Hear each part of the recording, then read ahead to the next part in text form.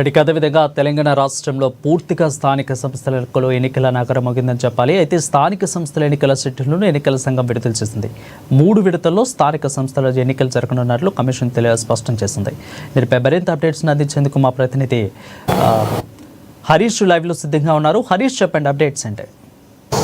Right Varun, తెలంగాణలో స్థానిక సంస్థల ఎన్నికలకు సంబంధించి కూడా నగారం మోగింది. ఇక మొత్తంగా 31 జిల్లాలకు సంబంధించి కూడా 565 మండలాలకు సంబంధించిన ఎన్నికల నిర్వహణకు సంబంధించి కూడా ఎన్నికల సంఘం షెడ్యూల్ కూడా విడుదల చేసిన నేపథ్యం అయితే కనిపిస్తుంది. ఈ రోజు నుంచి కూడా ఏదైతే ఈ 31 జిల్లాలకు సంబంధించి కూడా ఎన్నికల కోడ్ అమలులోకి వచ్చిన నేపథ్యం అయితే కనిపిస్తూ ఉంది. ఇక ప్రధానంగా రాష్ట్ర వ్యాప్తంగా 5749 ఎంపీటీసీలు, 565 జెడ్పీటీసీలకు సంబంధించి కూడా ఎన్నికలకు నిర్వహించేందుకు ఇప్పటికే ఎన్నికల సంఘం సంబంధించి కూడా షెడ్యూల్ రిలీజ్ చేసింది. ఇక విడతల వారీగా సంబంధించి కూడా ఎన్నికలను నిర్వహించేందుకు సిద్ధమవుతున్న నేపథ్యం అయితే కనిపిస్తోంది. ఇక మొత్తంగా ఎన్నికలకు సంబంధించి కూడా రెండు విడతల్లో ఎంపీటీసీ అలాగే జెడ్పీటీసీ ఎన్నికలను నిర్వహించున్నారు.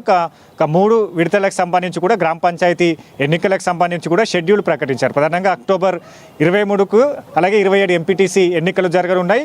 ఇక ఎంపీటీసీ జెడ్పీటీసీ అక్టోబర్ 23, 27 జరగనున్న నేపథ్యం ఉంది. అలాగే అక్టోబర్ 31 నుంచి నవంబర్ 4, 8 తేదీల్లో 3 విడతలుగా కూడా గ్రామ పంచాయతీ ఎన్నికలు జరగనున్న నేపథ్యం అయితే కనిపిస్తూ ఉంది. ఇక గ్రామ పంచాయతీకి సంబంధించిన ఎన్నికల పోలింగ్ రోజే కౌంటింగ్ ఉంటుంది. ఎన్నికలకు సంబంధించి కూడా ఫలితాన్ని వెల్లడించిన నేపథ్యం అయితే కనిపిస్తూ ఉంది. ఇక ప్రధానంగా గత ఎన్నికలకు సంబంధించి కూడా షెడ్యూల్ విడుదలవుతున్నట్టుగా కూడా గత కొద్ది రోజులుగా ప్రచారం జరుగుతూ ఉన్నది. ఇక దానికి పెండింగ్ పడుతూ వస్తున్నది. ఇప్పటికే గ్రామ పంచాయతీలకు సంబంధించి కూడా కార్యదర్శులకు సంబంధించిన పాలన కొనసాగుతూ ఉన్నది. ఒకవైపు అభివృద్ధికి సంబంధించి కూడా పలు ఆటంకాలు ఏర్పడిన నేపథ్యం కావచ్చు. ఇక గ్రామ పంచాయతీలకు సంబంధించిన ఎన్నికలు జరగకపోవడంతో కేంద్ర ప్రభుత్వం నుంచి రావాల్సిన నిధులకు సంబంధించి కూడా పెండింగ్ పడుతూ వస్తున్న నేపథ్యం ఉంది. ఇక ఇప్పుడు సంబంధించి కూడా ఎన్నికలకు కసరత్తుకు సంబంధించి కూడా రాష్ట్ర ప్రభుత్వం ముందుకెళ్తున్న నేపథ్యం ఉంది. ప్రధానంగా ఏదైతే 42% బీసీలకు రిజర్వేషన్కి సంబంధించి కూడా రాజకీయ రిజర్వేషన్లు ఇచ్చేందుకు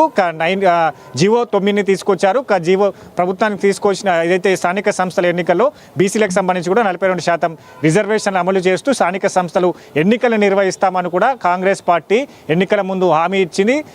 హామీ మేరకు కూడా రిజర్వేషన్లకు సంబంధించి కూడా అసెంబ్లీలో బిల్లు పెట్టడం జరిగింది. గవర్నర్కి సంబంధించి కూడా బిల్లు పంపడం జరిగింది. మరోవైపు 42% రిజర్వేషన్కి సంబంధించిన బిల్లుకు ఆర్డినెన్స్ని తీసుకొచ్చారు.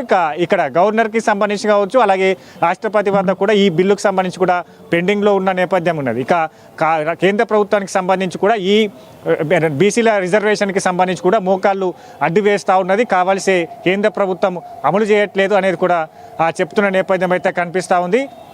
ఇక ఏదైతే ఇప్పుడు సంబంధించి కూడా రాష్ట్ర ప్రభుత్వమే స్పెషల్ జీవో తీసుకొచ్చింది. 42% రిజర్వేషన్ను ఆ బిల్లుకు సంబంధించి కూడా జీవో తీసుకొస్తూ ఉత్తర్వులు జారీ చేసింది. ఇక దీనికి సంబంధించి కూడా ఒక పిటిషనర్కి సంబంధించి కూడా దాన్ని హైకోర్టులో పిటిషన్ వేయడం జరిగింది. రిజర్వేషన్కి సంబంధించి కూడా రద్దు చేయాలని కూడా పిటిషన్ వేయడం జరిగిన నేపథ్యం అయితే కనిపిస్తూ ఉన్నది. కాబట్టి దీనికి ఇప్పటికే హైకోర్టుకు సంబంధించి కూడా వాదనలు విన్నది.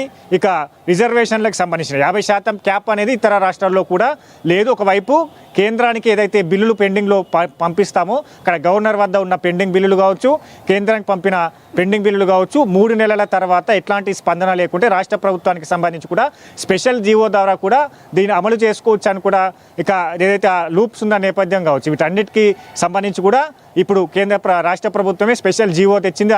దాని ద్వారా స్థానిక సంస్థల ఎన్నికలకు వెళ్లేందుకు సిద్ధమవుతా ఉన్నది. ఇక కాసేపటి క్రితమే ఇదే అంశం పైన కూడా మంత్రి పొన్నం ప్రభాకర్కి సంబంధించి కూడా ఆయన మాట్లాడారు. ప్రధానంగా 42% బీసీలకు ఇచ్చిన ఏదైతే హామీ మేరకు రిజర్వేషన్ తీసుకొచ్చాం దాన్ని అడ్డుకోవద్దు. ఇతర పార్టీలకు సంబంధించి ఏదైతే శాసనసభలో ఇదే బిల్లు పైన చర్చ జరిగింది. ఆ బిల్లుకు సంబంధించి కూడా అన్ని పార్టీలు మద్దతు ఇచ్చాయి. తర్వాత కేంద్రానికి ఎప్పుడైతే బిల్లు పంపామో ఇక బీజేపీ దాన్ని వ్యతిరేకిస్తూ ఉన్నది. ఇక దీనికి సంబంధించి రాష్ట్రంలో ఒక విధంగా ఏదైతే కేంద్రంలో ఒక విధంగా బీజేపీ నేతలు దీనికి ఏదైతే బీసీ రిజర్వేషన్ల పైన కూడా ఆరోపణలు చేస్తూ ఉన్నారు. గతంలో అసెంబ్లీ సాక్షిగా శాసనసభ వేదికగా కూడా ఆమోదం తెలిపిన తర్వాత కేంద్రానికి పంపినప్పుడు ఇక కేంద్ర మంత్రులుగా కొనసాగుతూ ఉన్న రాష్ట్రంలో ఉన్న మంత్రులు కావచ్చు, ఎంపీలు కావచ్చు, వీళ్ళంతా కూడా కేంద్రానికి సంబంధించిన రిజర్వేషన్ బిల్లు పైన వాళ్ళు ఒత్తిడి తేవట్లేదు.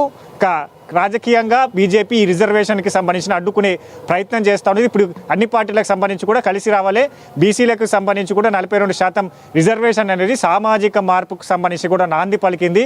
దీనికి ఎవరు అడ్డుకోవద్దు, పిటిషన్ సైతం కూడా దీని పిటిషన్ను వెనక్కి తీసుకోవాలని కూడా విజ్ఞప్తి చేసిన నేపథ్యం అయితే కనిపిస్తూ ఉంది. ఇక 8వ తేదీకి సంబంధించి కూడా ఈ రిజర్వేషన్ల పైన హైకోర్టులో వాదనలు జరగనున్నాయి. దాని తర్వాత హైకోర్టుకు సంబంధించి ఎన్నికలను ఈ రిజర్వేషన్ బిల్లుకు సంబంధించి కూడా ఆమోదం తెలిపితే ఖచ్చితంగా 9వ తేదీకి సంబంధించిన షెడ్యూల్ పరంగా ఎన్నికలు జరిగే అవకాశాలు అయితే కనిపిస్తున్నాయి.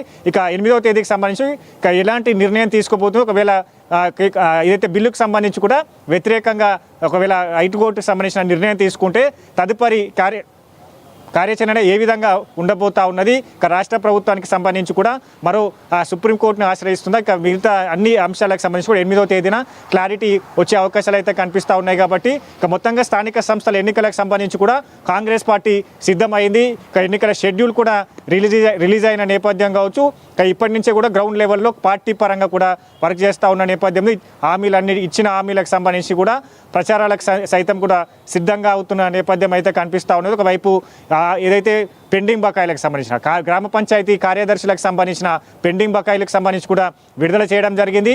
ఇక మరోవైపు క్షేత్రస్థాయి